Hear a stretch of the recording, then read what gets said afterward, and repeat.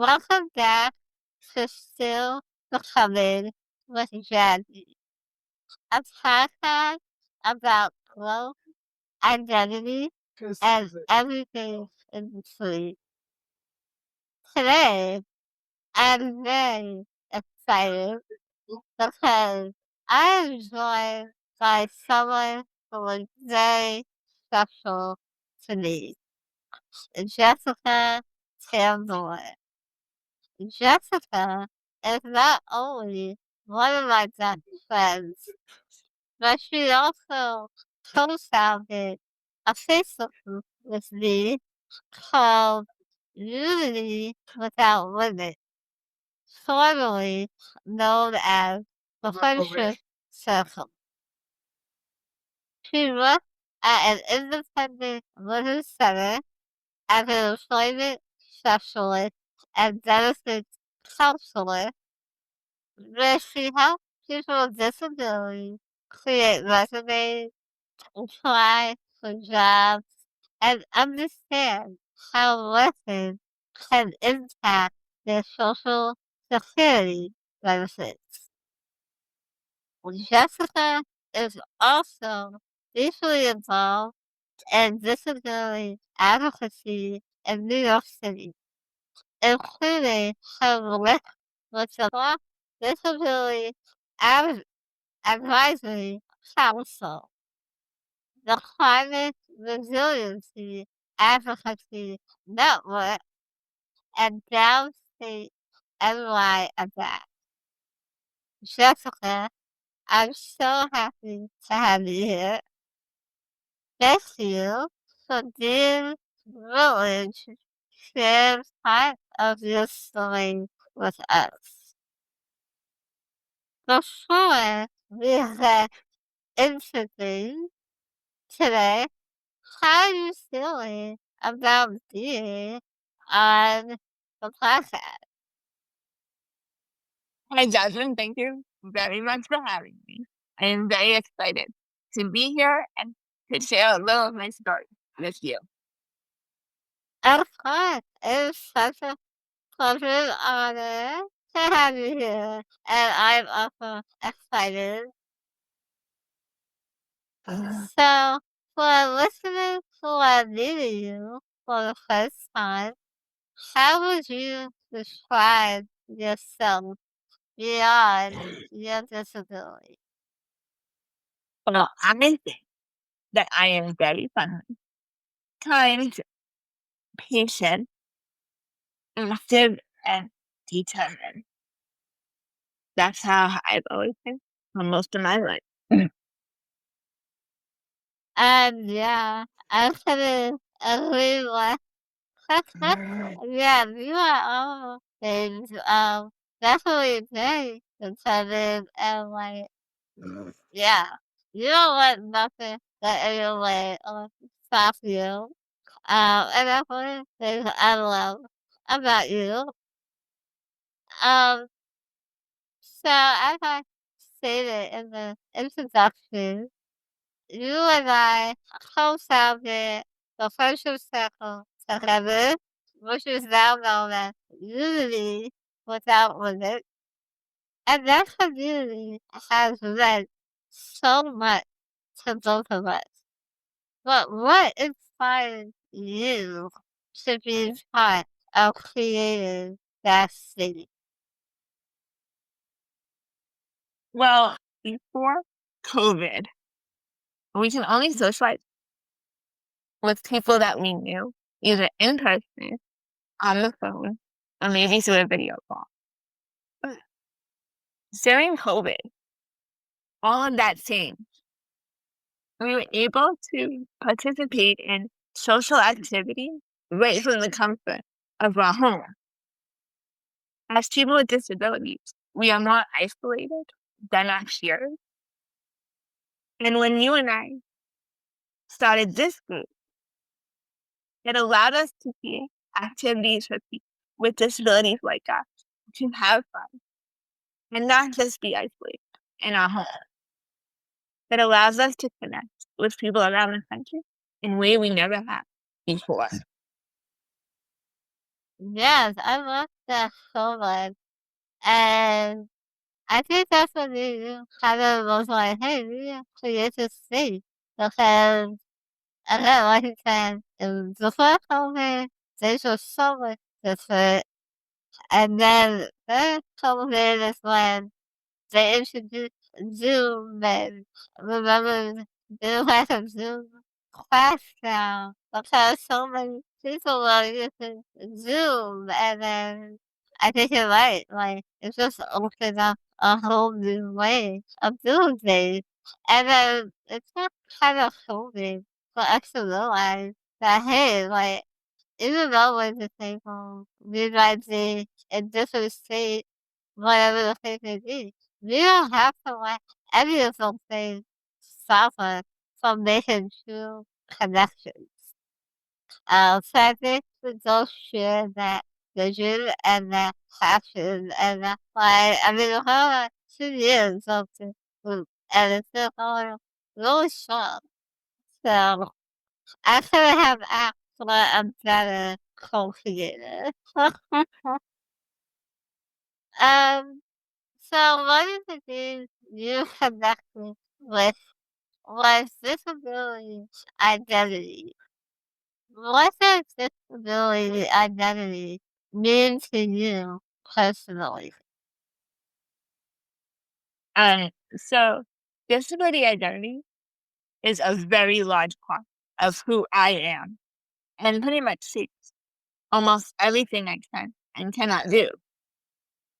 It affects how I interact with the world around me and where I live.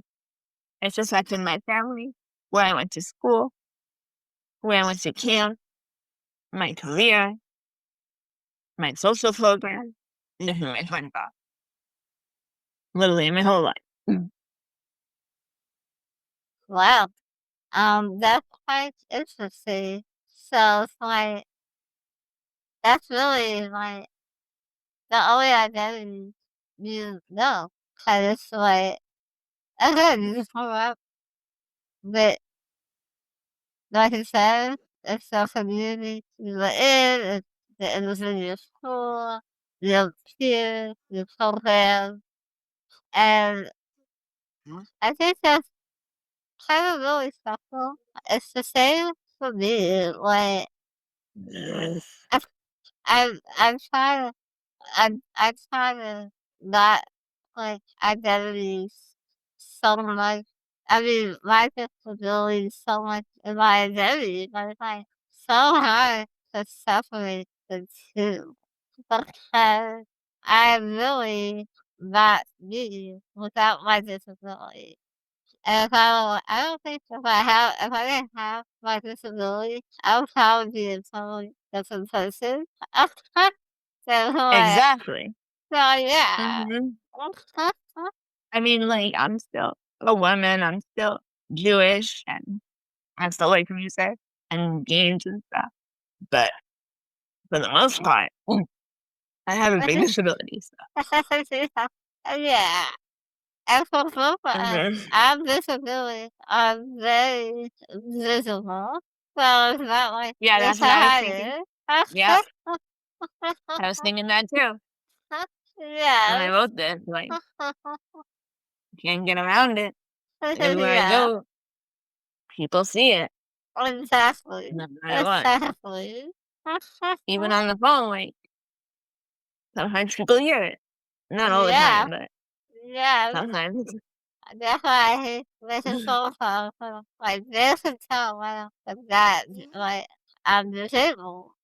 And sometimes Mhm. it makes them be nice to me, and sometimes maybe not. Exactly. Mhm. So, yeah, that's just the reality of it. Mm. Okay, so you also shared that one thing you want people to know is that even though someone has a disability and uses a vent, they can still have a good life. Can you talk more about that? So, it's very mine's coincidental, but we are doing this podcast during Global Space Awareness Week, where they promote the positivity of using space and dance for kids and adults to have good lives. Look at that.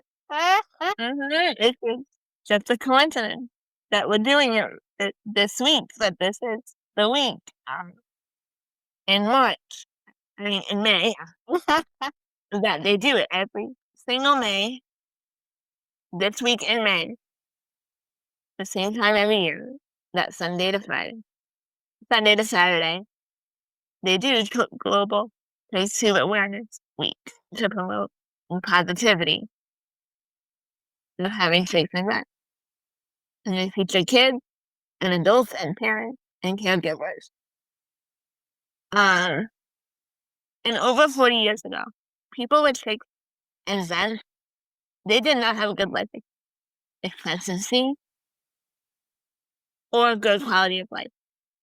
But now that it's 2026, medical advances have changed, accessibility has changed, people's perspectives, they have changed, and quality of life has changed dramatically. So people who have trachs and vents can have a good long life and they can thrive in their life. A lot of times people get scared and they don't want to interact with someone who has a trait in an event because they're like, oh, I don't want to hurt them. Or they're not going to have a good quality of life or anything. But people don't have to be scared.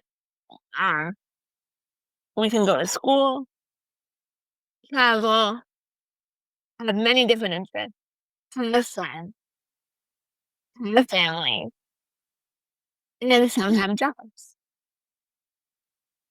Even some people are married. Very, very true. So true. I love that you highlighted all the things that kind true. Like some people are put in a position where they're like the doctor is like, oh well, you need a treat, and they're like, no, I don't want to. Oh my God, my life is over. And I'm like, who told you that? Like, no, no, I had life care when I was young. I was always suffering. Oh, and my mom decided to have me straight because choking a lot. I was just having trouble breathing, and I was just feeling that is why I'm still here today. And like just said, like I do everything with my tree and my gun, and I have like a good life. And I take it because I have my street that I'm able to have such a good life, you know, but I go out to certain places, especially where I live, it's not really rare to see everyone else with a tree. And so my mom often makes a comment, oh, well, you're over here with a tree. Well, you're over out here with a chicken bed.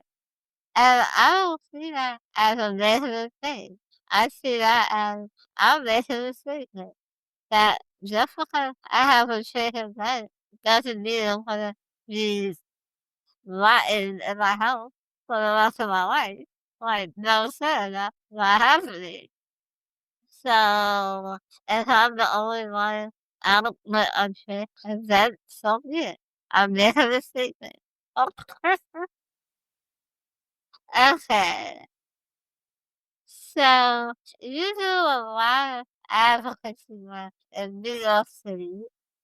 And I'm curious for myself because I've known you for 10 years now, even though the answer for this.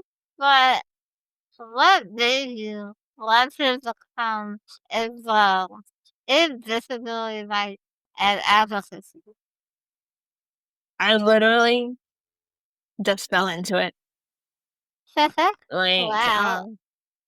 originally, I wanted to be a teacher and teach in a school, and it didn't work out. So eventually, I got hired at the Independent Living Center, where I work now, and their whole mission is disability advocacy, disability rights, fighting for home care, fighting for services in the community, so you can live in the community and not in a nursing home. And over the years, they just taught me along the way, like, different issues and everything. And then also, as I've gotten older, my life circumstances have forced me how to advocate for myself in other ways Mhm. that the job did not. But Yeah. also, sometimes the stuff I do for my job, I have to do for myself. Yes. So I just flew into it, pretty much. Let's talk about like um I'm telling you now, like respect is vital now for having involved in advocacy because I'm really mediocre when it comes to advocacy. You need to see Jess and her social media, like she's always at that protest and like being like all these officials and I'm just like wow, like I'm so amazed by all the advocacy you're involved in. Um, but yeah. So okay, so you mentioned with your job, so you also work as an employment specialist and benefit counselor. So what do you enjoy most about helping other people with disabilities pursue employment? So I enjoy helping my consumers reach goals that they have. And I also enjoy giving them resources to help them live fuller lives. Yes, these are some really important work, especially in today's economy. I mean, trying to have a job with a disability is nearly impossible. So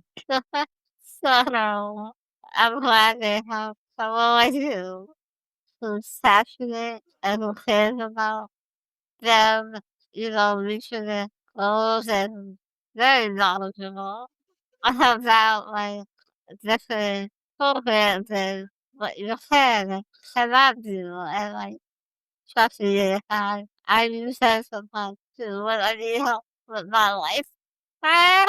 This time, this is so knowledgeable in those areas. So I'm glad they have you. And I hope they, Thank you.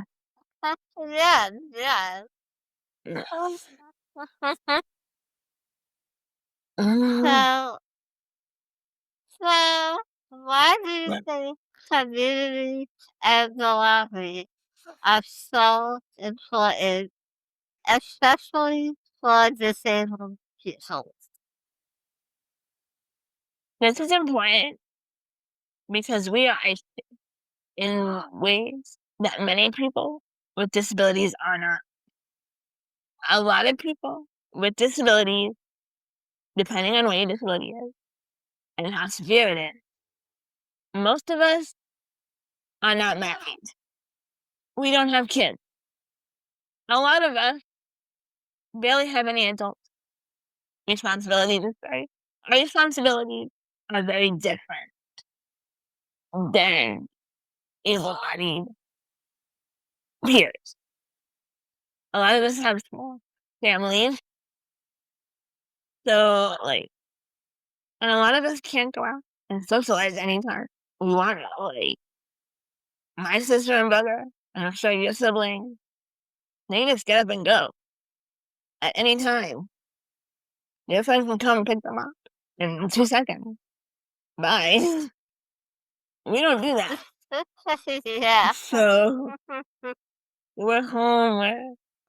We do have friends. And we do go out, but it's very much limited compared to people without disabilities. So for us, our community and belonging means so much. There's just so much more important. Otherwise, we'll be so isolated. Yeah, I agree totally 100% with you. And I think also like the general public isolates us a lot. yeah, Not even like what yeah, we can and can't do. Like the general public, unless they know someone with a disability, they really won't talk to you. I nope, mean, you'll go to a cash register or something. But besides that, if they're not in your face, they're not going to talk to you. very true. Very, very true. That's what I deal with on a daily basis living here in Pennsylvania. Um, and this is Yeah. why I'm like, oh my god. Like, live in this awesome town. I need to go back in New York City with my people that let me. Ha, ha, ha. I'm not even here. Unless you're in your community, there is a good city community here. Though. It's not like it. You do whatever. Like it's just different. It's completely different. Yeah, It's not it is. like we can go to a social class at a gym and socialize with people. The fact that's Like, yeah, like on class. exactly, Mm. exactly. And I think it's so harder for us too, because like you said earlier, our lives with disabilities are so complex.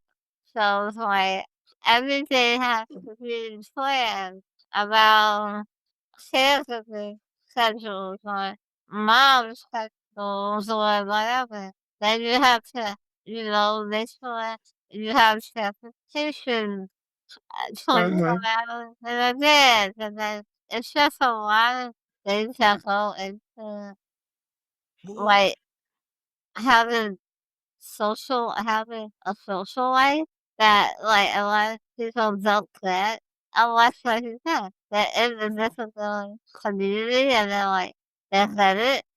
Okay, look at it. And like with me, so like with me, if I go to work, so like people without disability, they can go to work and they can go somewhere else. If Yeah. I go to work, that's all I do for the day.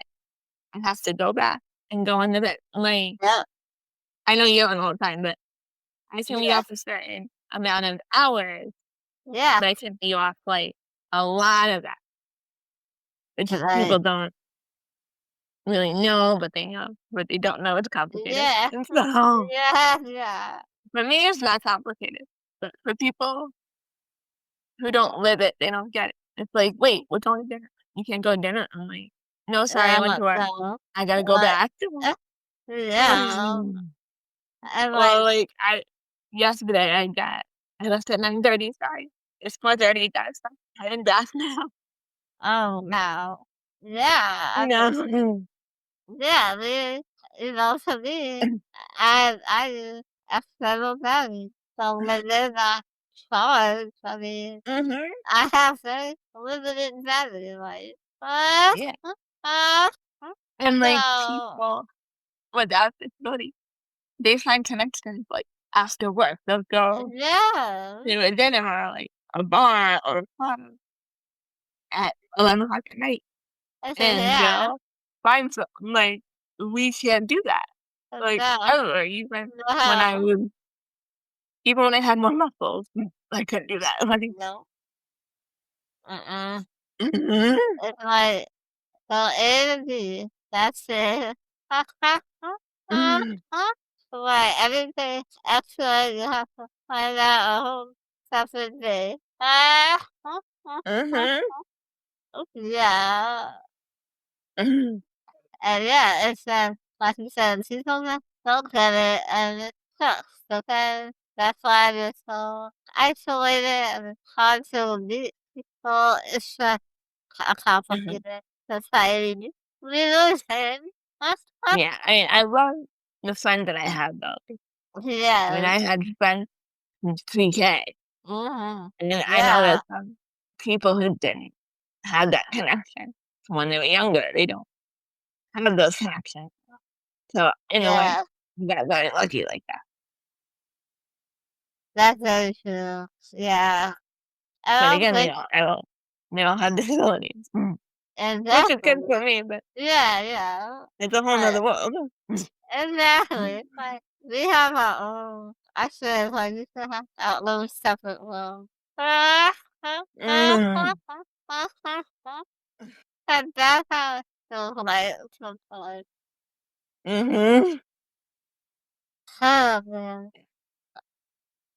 Okay, so um mental health was another game you selected your then you select the interest one. So how does mental health connect to your journey, your advocacy, or your daily life? So it's also related to the previous question about belonging. Like, your mental health relies on a lot of support. And I feel like if you have a good support system and people around you, it can affect your mental health positively. If you don't, Mm. it could affect it negatively.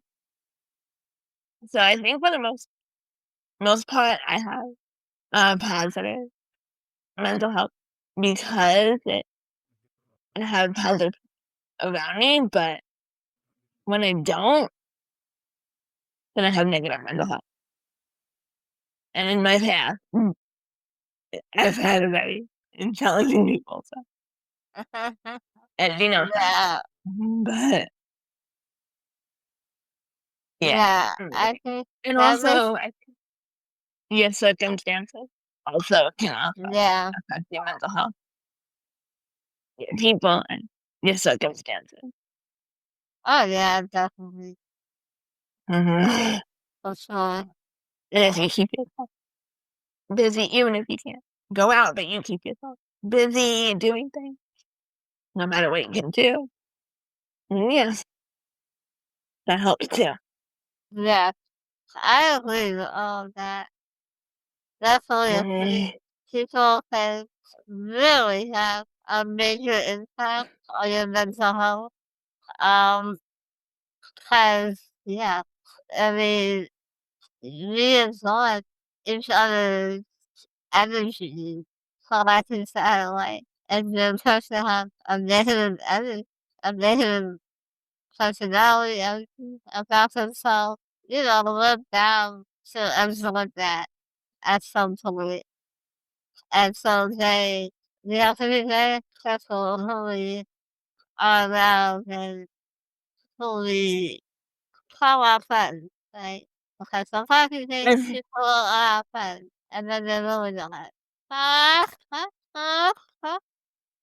Even your caregivers, Yeah, you know, says like, I'm like, shut the hell hmm out of you. Ah, yeah, ah, like ah, ah. some of them can be good and positive, and some of them can tell you stuff. I mean, my dad makes sure that I know, like, I have very good nurses, but he also makes sure I know, like, nobody knows it, my friends, and to make sure some of the stuff, doesn't get too much to me. Yeah, yeah, We that should, was it. yeah, 'cause it could be good, but then different stuff could not be good. Mm-hmm. Yep. But so when you hear the word resilient, what does it mean to you? And do you relate to that word? Yes, I think I'm resilient, but the fact that I'm 40 basically proves my life resilience. Um, Funny. I It's got, a new funny. when you have disability, not really, but in my body. But I think it basically proves that I am resilient and I've gotten through a whole lot in my life. Yes, hmm we sure have. I can figure out a lot of stuff and keep going. Yeah, definitely. Yes. Like, yeah, definitely. Oh yeah, this happened. I'm like, oh my god, are you okay? Yeah, I'm fine. I'm going shopping. Okay, see you later. Bye. And What? I think Uh, my dad is my resiliency though, because he's very much like, you're fine. We're good. Are you good? Okay, you're oh, good. He's yeah, very much adds to that, I think. yeah, With yeah. him, and yeah. I mean, that's it, I love that. Yeah.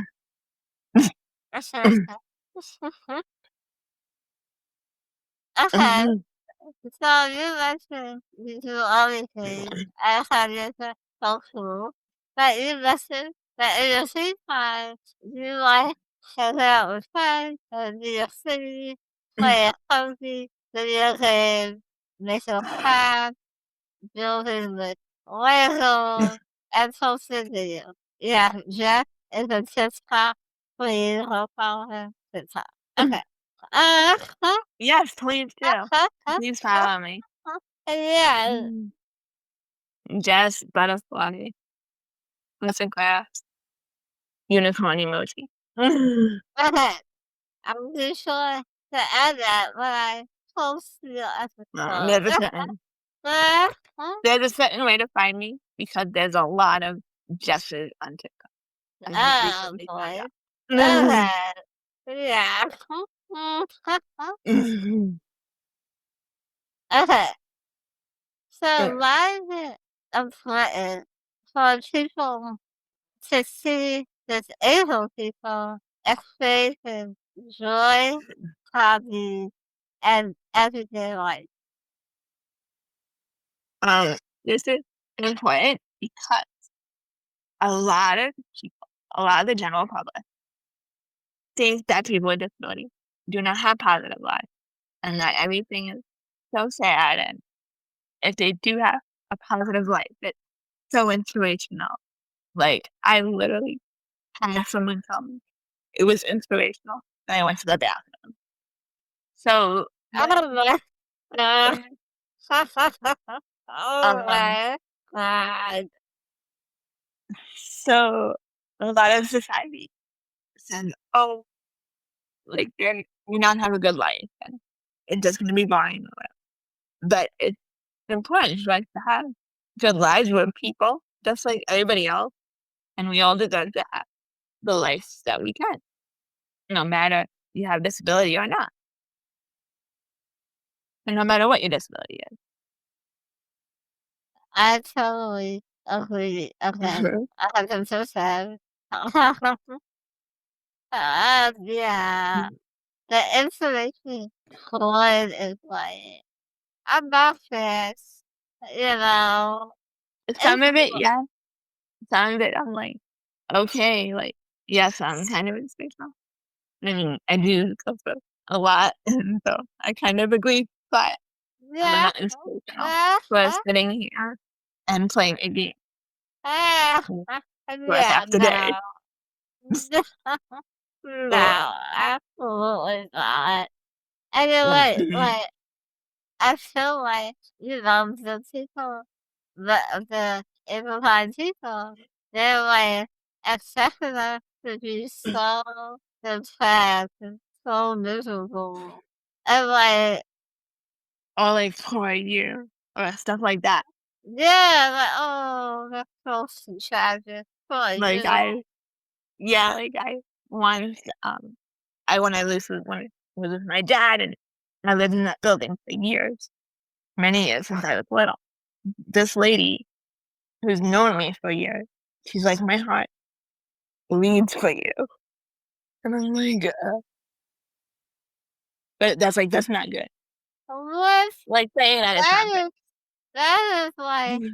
so like Uh, cringy and kind of mhm, insulting. Ah, mhm. ah, ah, ah, ah, It's ah. like, but you've known me forever. And yeah, yeah, I'm Mhm, like, come on, oh no. I didn't know. I said, yeah. mhm, But yeah, I agree. Like, I like people seeing these living my best life, all on vacation, doing things, mhm. and like, no, I'm not just down. I'm not just lying in my bed, sad day after day. Like, no, I'm not just leaving to die pretty much. You know, Right, exactly, and that's like a lot of some stereotypes are like that. yeah, exactly. Mhm, Alright, so head down to the wire here, and obviously the name of this podcast is called Still Becoming. mm. But what does still becoming mean to you personally? It means that I'm still growing, learning, and becoming who I am, growing into someone. Even though I'm grown, I can still change different aspects about myself. Yes, And I still love learn, that. still learn, and make friends, new friends, old friends. Still learn things, will work, maybe still go in my career. Maybe we can still grow in our group, stuff like Mm-hmm. that. Mhm, Absolutely. I love mm, that. Yeah.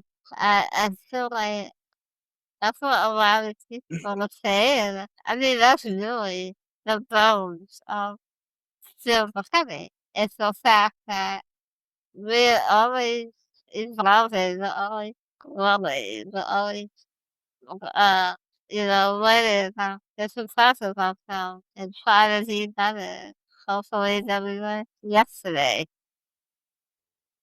So yeah, I love that answer so much.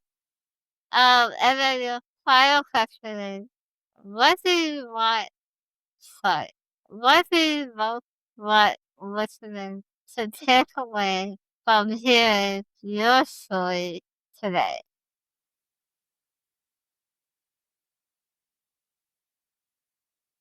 pretty much that even though you have a disability, your life is not over.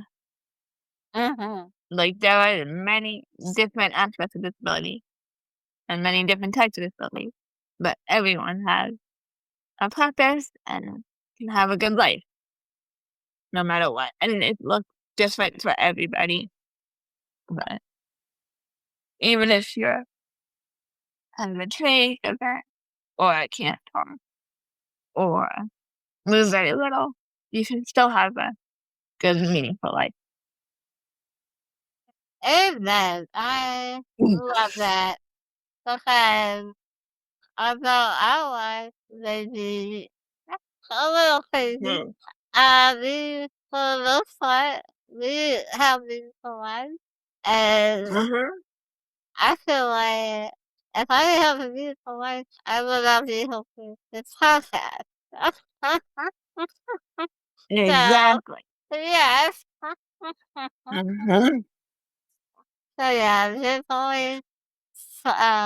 always so much more Mhm. to be grateful for, and even if you have a newly acquired disability, I understand that adjustment could be long and hard, and there's a lot of grief that you have to get through, but please just like don't give up hope, like just because like just said, just because you have disability, your life is not over.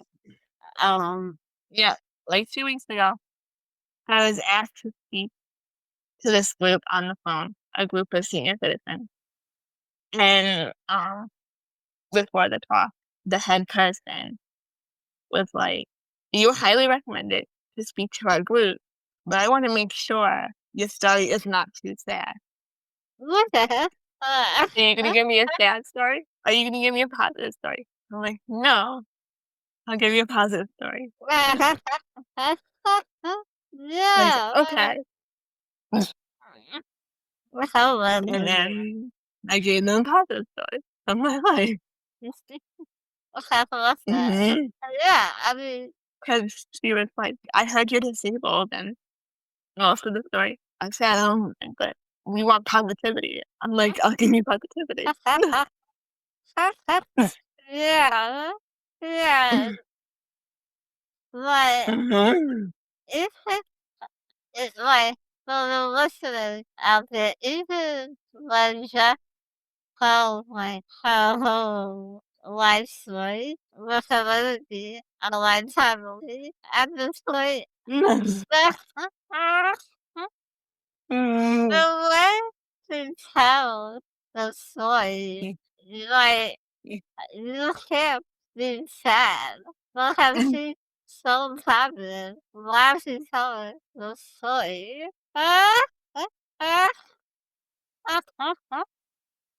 So, that's what I love about Jess. This is why we just best friends for 10 years. She's always been positive and she still has time for the deception and miserableness. So I love having her in my life. Um, so Jess, thank you so much for being here and for trusting still for coming with your story. Thank So, you so much. yes, of course. I'm grateful for your friendship, your advocacy, and the way you remind people that disability does not take away everyone's right to joy, independence, community, or a full life. To everyone listening, thank you for joining us for another episode of Still Becoming with Jazzy. Remember, your story is still unfolding, and you are still becoming. Until next time.